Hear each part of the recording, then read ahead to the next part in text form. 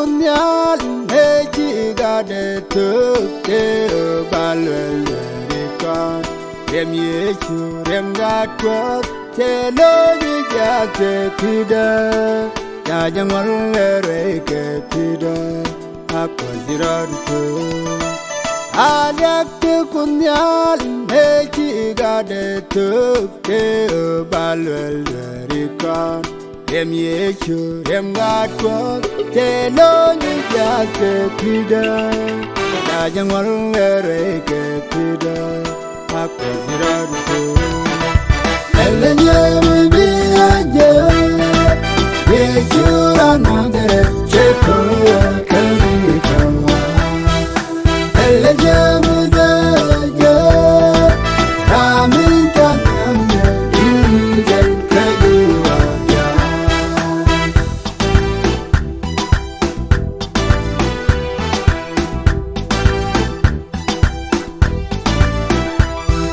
Eyate bole Jukwaru telemi chela ekwide jaje kwis boy keje ye chumiliarun kalbere ke odi kolu joya akundiradu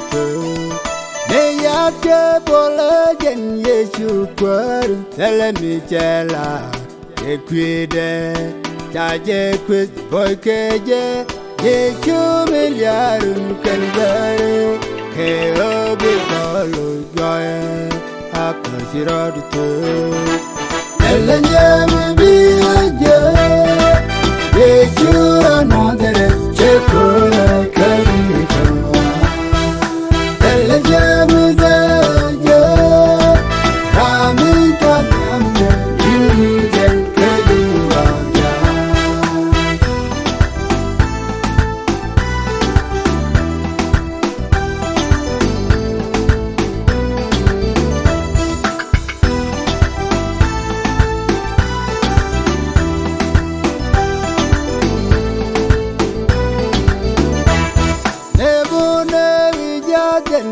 Kwanyan kepingola chuachwal ne gwadamo ye chukwa chuyede wo kunwanyal ke kon yala kerende akundiradu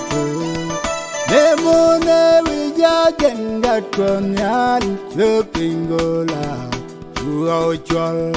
ne gwadamo ye chukwa Chuyede wo kunwanyal ke kon yala kerende akondiradu elenya mi aje ye chura nagere cheko kavikawa elenya mi aje ramita namya inje kajuwa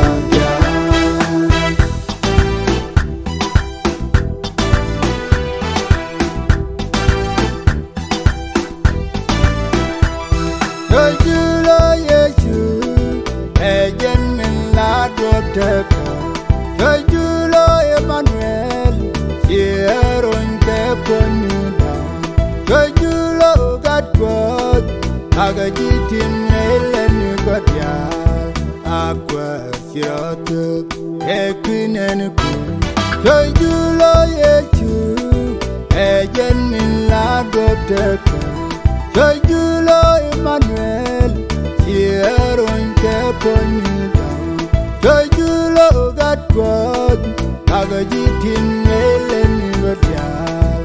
aqua shirotuk equin and